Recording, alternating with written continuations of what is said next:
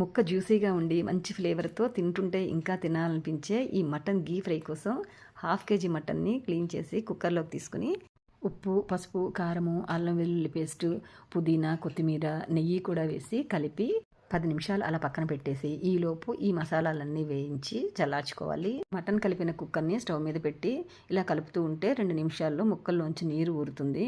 ఇంకొక 2 నిమిషాలు హై ఫ్లేమ్లో కలిపి ముక్కలు మునిగేంత వరకు వేడి నీళ్లు పోసి మూత పెట్టి 5 విజిల్స్ రానిచ్చి వేయించి పెట్టుకున్న మసాలాలని మిక్సీ జార్లోకి తీసుకుని అల్లం వెల్లుల్లి ముక్కలు కూడా వేసి కొంచెం నీళ్లతో మెత్తని పేస్ట్లా చేసి పెట్టుకోవాలి. కుక్కర్ ఆవిరంతా పోయిన తర్వాత కడాయిలో నెయ్యి వేసి వెల్లుల్లి ముక్కలు, కరివేపాకు, పచ్చిమిర్చి ముక్కలు వేసి వేయించి కుక్కర్లో నుంచి మటన్ ముక్కలు మాత్రం తీసివేసి ఆ నీళ్ళను కూడా పారవేయకూడదు.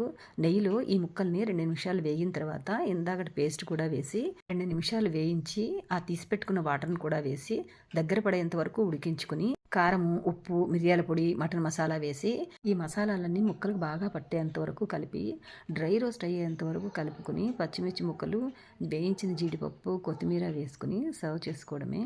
ఇది గుజ్జులాగా కావాలనుకుంటే మధ్యలోనే ఆపేసుకోవచ్చు. డ్రై రోస్ట్ కనుక ఇంతవరకు వేయించుకోవాలి.